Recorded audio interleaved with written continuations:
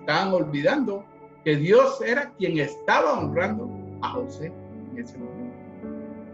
Entonces vamos a ver 5 puntos de este relato, esta historia que está en Génesis 37 hasta el capítulo 41, 45, sigue tocando historias de José, pero vamos a ver el punto número 1. Lo que se desarrolló en los hermanos de José fue una envidia.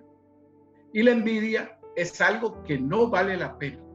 O sea, la envidia no puede existir en el corazón de nosotros, los hijos de Dios.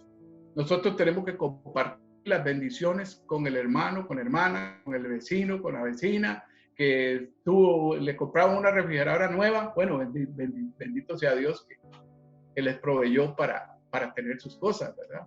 Y la envidia es como un veneno que va matando poco a poco a las personas. Y a veces la envidia genera pleito, genera contienda. Y en este relato que nosotros vamos a estudiar en esta noche, en la mente de los hermanos de José estaba liquidarlo, matarlo. Dice Génesis 37:4, ahí lo vemos en la aplicación.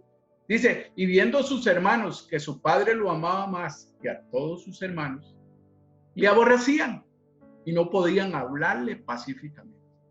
Vea qué tremendo, hermanos. Vea qué tremendo, porque el papá de él, posiblemente conectado con Dios, sabía cuál de los hijos de él verdaderamente honraban a Dios. Y eso causó que los demás hermanos que él tenía lo aborrecieran y que no le hablaran con confianza a él. Porque ustedes saben que cuando la persona llega a la envidia y se anida en el corazón, la forma de hablar no es la misma. No hablan nada pacíficamente, sino hablan todo por envidia, todo con un tinte de amargura en el corazón y todo con un tinte de rivalidad, y aún siendo hermanos. Es que vea lo tremendo, no eran de otras familias, eran de la misma sangre, eran hermanos. Y como los hermanos veían que el papá amaba más a José que a los demás, ellos lo aborrecían y no podían hablarle. ¿Por qué? Porque la envidia lo que hace es eso. La envidia, cuando la envidia se está generando más de lo normal, o sea, la envidia no tiene termómetro. El que es envidioso es envidioso. Dice, la envidia es cuando usted puede ver la bendición de los demás en lugar de disfrutar lo que usted tiene. Esa es la envidia propiamente. Entonces, a veces nosotros decimos, bueno, ese puesto que está en la empresa es para mí. Y a veces estamos muy seguros de que es para nosotros, pero resulta que se lo dan a un compañero de nosotros. Entonces, que no se anide la envidia en ese corazón, porque lo que va a hacer es a envenenarlo. Entonces, el punto número 1 que vimos, la envidia es algo que no vale la pena. Es algo malo, que genera malestar y que poco a poco va envenenando el corazón de nosotros. Vea que, por ejemplo, ¿por qué dicen que José es un prototipo de Jesús? Jesús sufrió lo mismo, la envidia. Los hermanos no lo amaban, no lo toleraban, porque la palabra de Dios dice que a los suyos vino, mas los suyos no le recibieron. Entonces, ¿qué es eso? Le tuvieron envidia, vieron algo que venía con un sello especial de Dios, y por eso les repugnaba a las personas. Lo vemos mucho en el mundo lo vemos mucho, aún en nuestra propia familia podemos estarlo viendo. No digo que se esté dando, porque para la gloria de Dios en mi casa, en el caso de nosotros, en el caso yo creo que de los que estamos reunidos en esta noche acá, en este Zoom, no existe ese problema. Pero si usted se va más allá, va a haber problemas tremendos de envidia, o tal vez usted conozca problemas tremendos de envidia. Entonces, sí, la envidia es algo que no vale la pena andar con eso en el corazón. El segundo La segunda lección que vamos a ver es siempre haga lo mejor a los ojos de Dios. Siempre usted haga lo mejor a los ojos de Dios. Primero, no porque lo estén viendo, no porque el jefe suyo diga qué carga que es usted, sino hágalo, como dice la palabra, como si fuera para el Señor. Aún cuando tengamos jefes que son poco tolerables, hagámoslo como si fuera para Dios. Y dice en Génesis 41:40, voy a pedirle a mi esposa que lo lea. Dice así: tú estarás sobre mi casa, y por tu palabra se gobernará todo mi pueblo. Solamente en el trono seré yo mayor que tú. Ok, resulta ser que en la trama que los hermanos de José tenían, por lo menos 8 de ellos querían que lo matarlo. 2 de ellos no, que era Rubén y Judá, no estaban de acuerdo. Entonces dijeron, no, es mejor venderlo que terminarlo. Ahí engañaron al papá también, porque le llevaron, resulta que le robaron la túnica a José, una túnica de colores muy bonitas que el papá le había hecho para que se distinguiera dentro de los demás hermanos. Y mataron un cabrito, un becerro, y le empaparon la túnica para presentársela al papá y hacer que José se había muerto, lo había devorado los animales. Lo mismo hicieron con Jesús antes de ir a la cruz del Calvario. Recuerden que a Jesús le quitaron la túnica y echaban suerte sobre la túnica. Lo mismo, por eso digo que José es el prototipo de Jesús. Y cuando es que aquí es donde viene lo interesante, lo interesante. A veces las personas o los enemigos de nosotros a veces creen que ellos nos hacen un daño, con odiarnos, con envidiarnos, con hacernos la vida imposible, con hostigarnos de nuestros trabajos para que nosotros renunciemos y nos vayamos. Pero resulta ser que todas esas cosas las agarra Dios y las recicla y hace algo nuevo. Eso fue lo que pasó con José. Resulta que los hermanos creyeron que le habían hecho un daño, porque le hicieron un montón de cosas. Primero, le quitaron la túnica. Segundo, lo echaron en un pozo, en una cisterna. Y ahí llegaron y lo vendieron a los medianitas. Y ahí se fue José. Pero resulta que José cae con Potifar. Potifar viene y lo compra. Potifar trabajaba para un rey, para el faraón. Y resulta ser que lo deja y le asigna muchas responsabilidades que cualquiera de sus hermanos hubiera deseado. Y le dice, tú estarás sobre mi casa y por tu palabra se gobernará todo mi pueblo. Dice, solamente en el trono seré yo más que tú. Como diciendo, yo soy el jefe aquí, yo soy el jefe suyo. Pero lo que usted haga va a ser afirmado por mi persona, porque entiendo que lo que usted hace es la mejor elección. Lo que usted hace con sus manos es prosperado. Entonces, le dio toda la confianza de gobernar la casa del rey. Ni más ni menos, no era cualquier casa, era la casa del rey. Ahí empieza Dios a bendecir a José. Sus hermanos creyeron que le estaban haciendo un daño. Dios lo honró.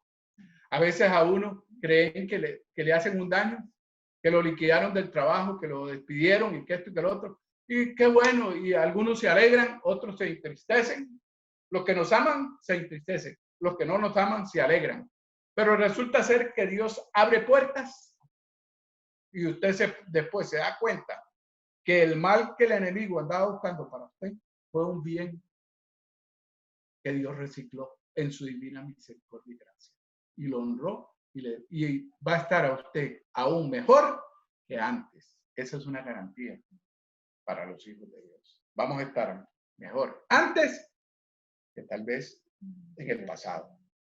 Vamos a estar en el presente mejor que en el pasado. ¿Okay? ¿Por qué? Porque Dios honra a los que le honran. Si usted siempre hace las cosas que a Dios le agradan, en su trabajo, en su casa, en su comunidad, en su vecindario, en su provincia, Dios los va a honrar y lo va a poner siempre en lugares altos, en lugares de honra. La tercera lección que vamos a aprender en esta noche dice que incluso en las luchas hay que mantener la fe en Dios. En las luchas hay que mantener la fe en Dios. ¿Esto qué significa? Usted y yo hemos pasado por luchas o estamos bregando entre luchas, pero debemos de mantener la fe en Dios, en el Dios que creemos. Dice su palabra en Génesis 39 del 20 al 23, dice lo siguiente. Y tomó su amo a José y lo puso en la cárcel, donde estaban los presos del rey, y estuvo allí en la cárcel. Pero Jehová estaba con José, y le extendió su misericordia, y le dio gracia en los ojos del jefe de la cárcel. Y el jefe de la cárcel entregó en mano de José el cuidado de todos los presos que había en aquella prisión. Todo lo que se hacía allí, él lo hacía. Y dice el 23, no necesitaba atender el jefe de la cárcel cosa alguna de las que estaban al cuidado de José, porque Jehová estaba con José, y lo que él hacía, Jehová lo prosperaba. Amén. Segunda situación que según los hermanos habían perjudicado a José. Primero, lo habían vendido. Y resulta que ahora está preso. Pues resulta que llega a la cárcel y el jefe de la cárcel lo nombra la mano derecha de él.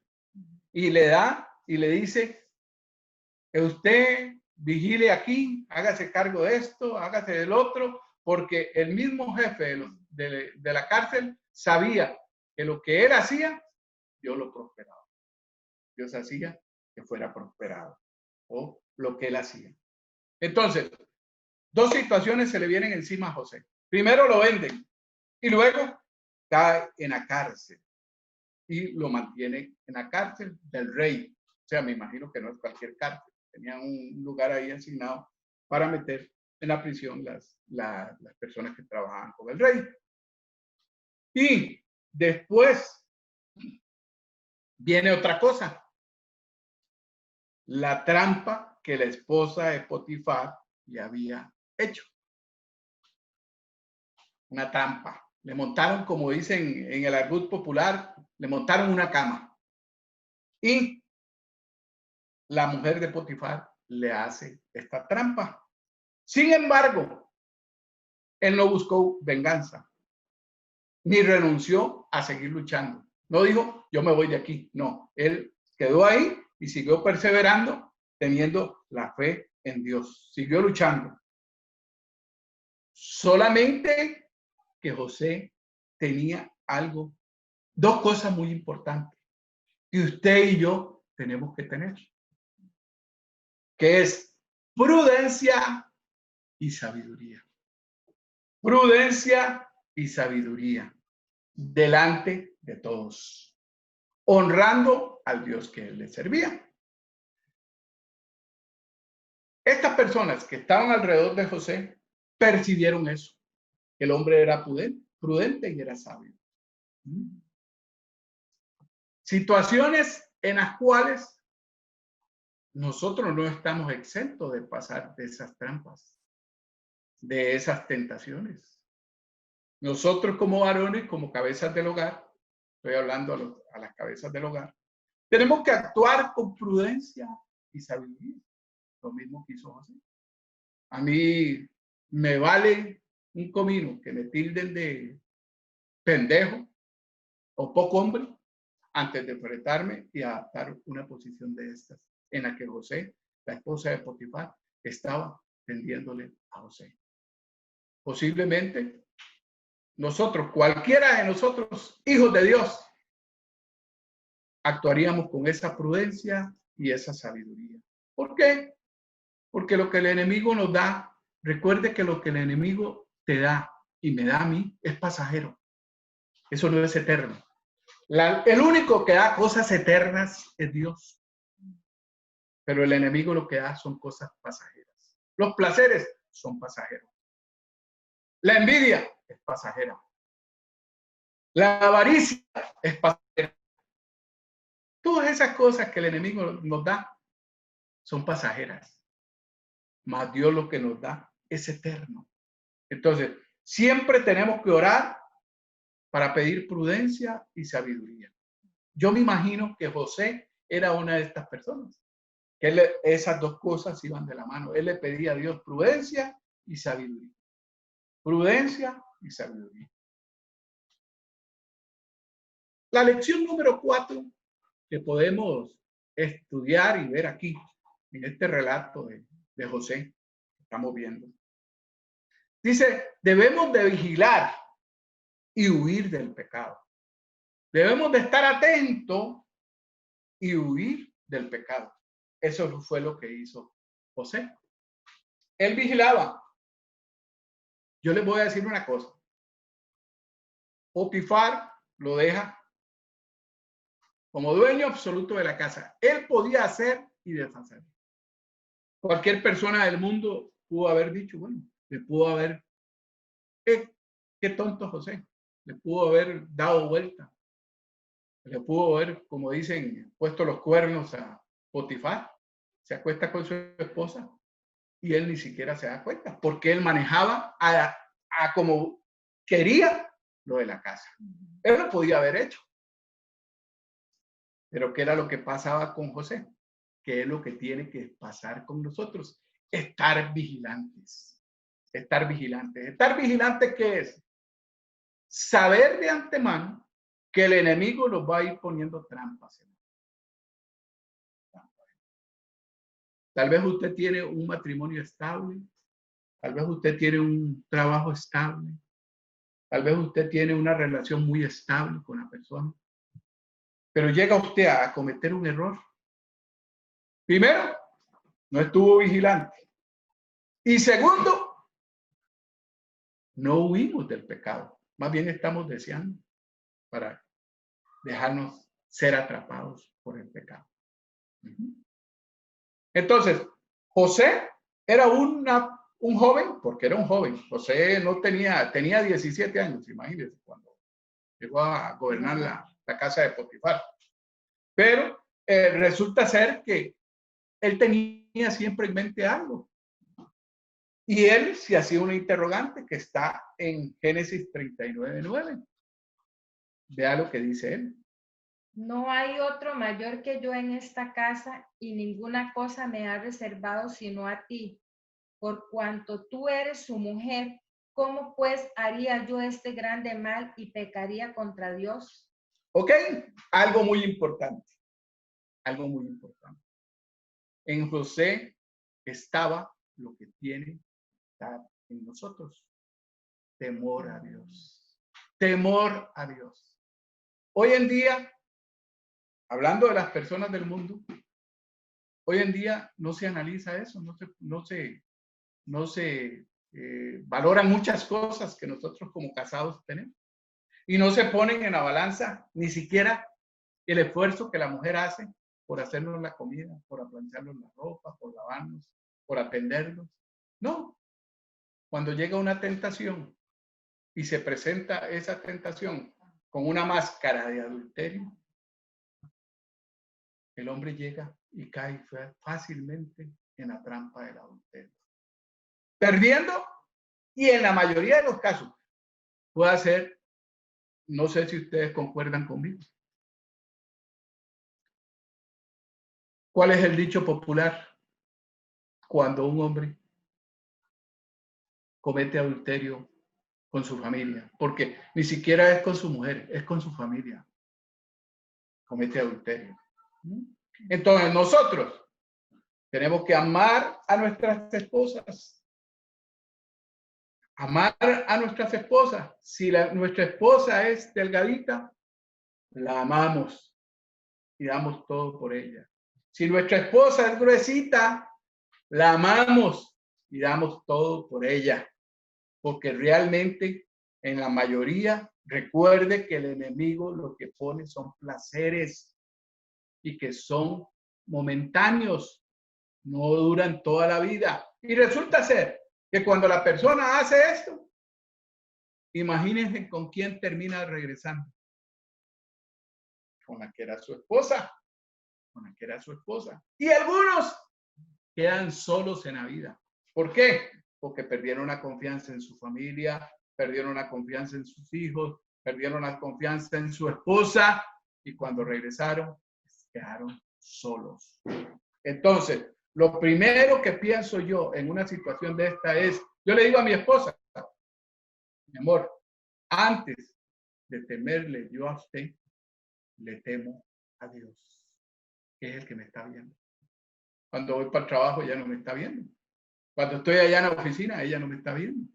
Pero resulta ser que hay uno que las 24 horas nos está monitoreando y nos tiene un GPS mejor que cualquier marca sofisticada que hay en el mundo. A ese es quien le tenemos que dar cuenta. Entonces José decía en ese momento, ¿cómo pues haría yo este grande mal? Y pecaría contra Dios. Él se hacía esa pregunta. ¿Cómo puede ser posible que yo vaya a hacer este mal, este gran mal? Y pecaría yo. Escuchen, no contra Potifar. No, contra Dios. Porque lo que usted haga incorrecto, lo hace contra Dios, no lo hace contra la persona que tiene al frente. Lo hace contra Dios.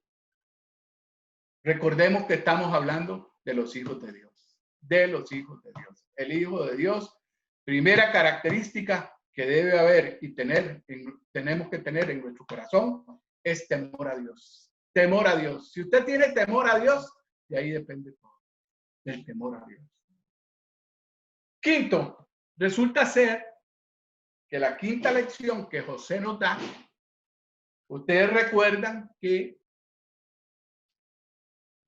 a José los hermanos de él lo engañaron, los hermanos de él lo traicionaron, los hermanos de él lo vendieron, los hermanos de él le buscaron el mal, los hermanos de él en su corazón estaba matarlo, exterminarlo.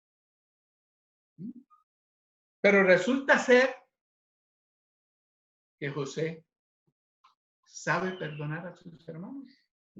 Resulta ser que ya sabe perdonar a sus hermanos. Y aquí es donde se va formando el propósito de Dios.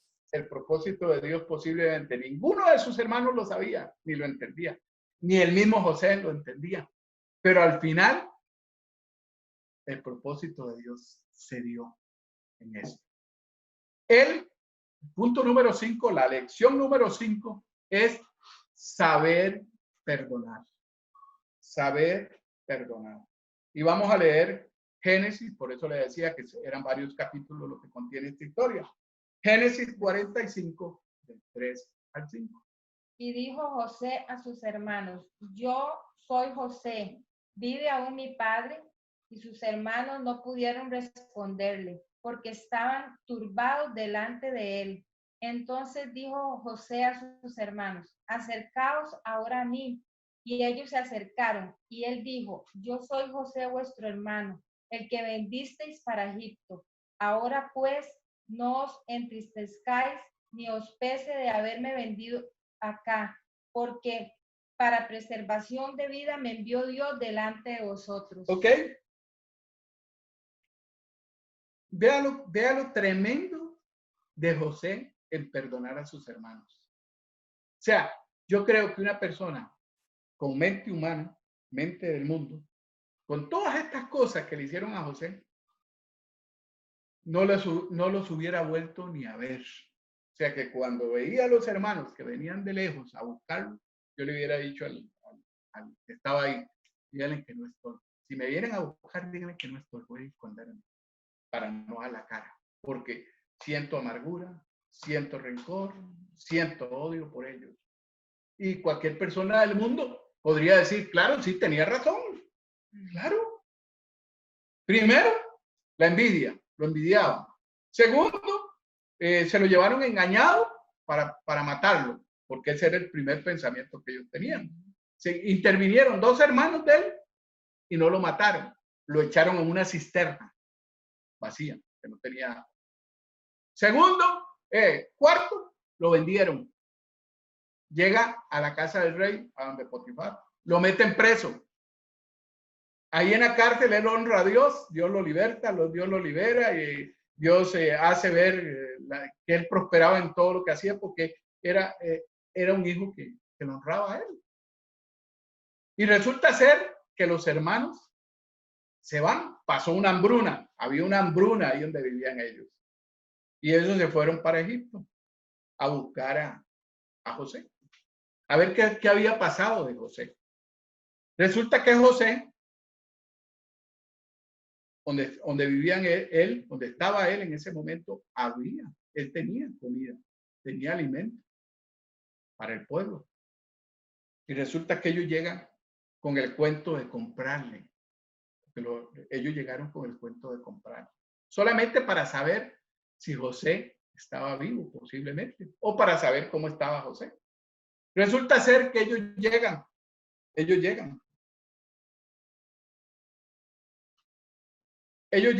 a ver a José y resulta ser que José llega y como no tenía amargura, como no tenía rencor, como no guardaba recuerdos tristes, llegó y los abrazó. Los abrazó y la primera pregunta que hizo era que si el papá de él estaba vivo. Y ellos no pudieron contestarle nada porque se quedaron asombrados, porque posiblemente los hermanos de José esperaban que la respuesta no fuera esa, que la respuesta fuera, ¿y qué hacen ustedes aquí? Voy a ponerles un ejemplo, voy a parafrasear. ¿Qué hacen ustedes aquí? Ustedes no tienen que hacer nada aquí. Vaya y se terminan de morir de hambre allá donde están. Aquí no tienen ustedes nada que venir a hacer. Con todo lo que ustedes me hicieron, tras que debe cobran. Váyase, lárguense. ¿No? La actitud de José fue abrazarlos. Vino y los abrazó con amor. Y aparte de que los abrazó con amor, les dio alimento. Les dio alimentación.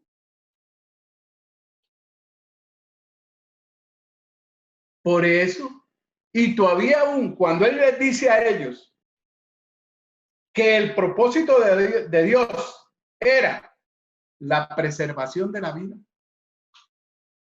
el propósito de Dios cerró con broche de oro. ¿Por qué? Porque el propósito de Dios al final era que sus hermanos y su familia no se murieran de hambre. Por eso él dice aquí, en la parte última de ese versículo, porque para preservación de la vida me envió Dios delante de vosotros. Y todavía aún más cuando les dice, yo soy José, vuestro hermano, el que vendiste para Egipto. Ahora pues, les dice, no se entristezcan, no se pongan tristes, ni os pese de haberme vendido acá, vendido para esta gente. Porque, ahí les termina de decir el propósito de Dios. Porque para preservación de la vida, me envió Dios delante de vosotros. O sea, ese era el propósito de Dios. El propósito de Dios era que ese rey tuviera a alguien que fuera un administrador tan sabio y tan prudente que en el momento de que se apareciera la hambruna, su pueblo no muriera de hambre. porque a través de los sueños ya José le había dicho al rey que iban a haber 7 años de hambruna, iban a haber 7 años de prosperidad, de abundancia. Entonces, cuando él le revela ese sueño al rey, él lo que hace primero es aplicar la prudencia y la sabiduría. Él dice, bueno, hay tiempos buenos, ustedes acuérdense que cuando hay tiempos buenos, la persona sabia lo que hace es guardar para cuando vengan los tiempos malos, los tiempos difíciles, porque yo creo que para Dios, para los hijos de Dios no hay tiempos malos, hay tiempos difíciles.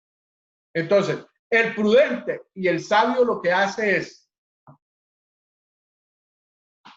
voy a ponerles un ejemplo muy normal, muy natural.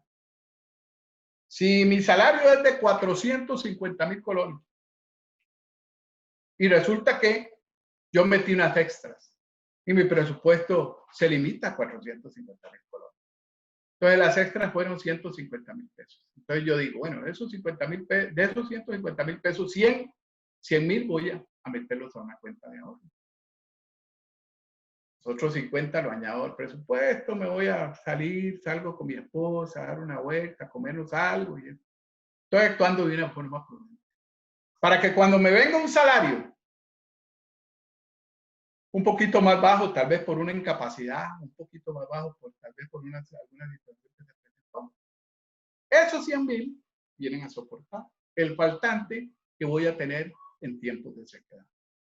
Eso se llama prudencia y se llama sabiduría.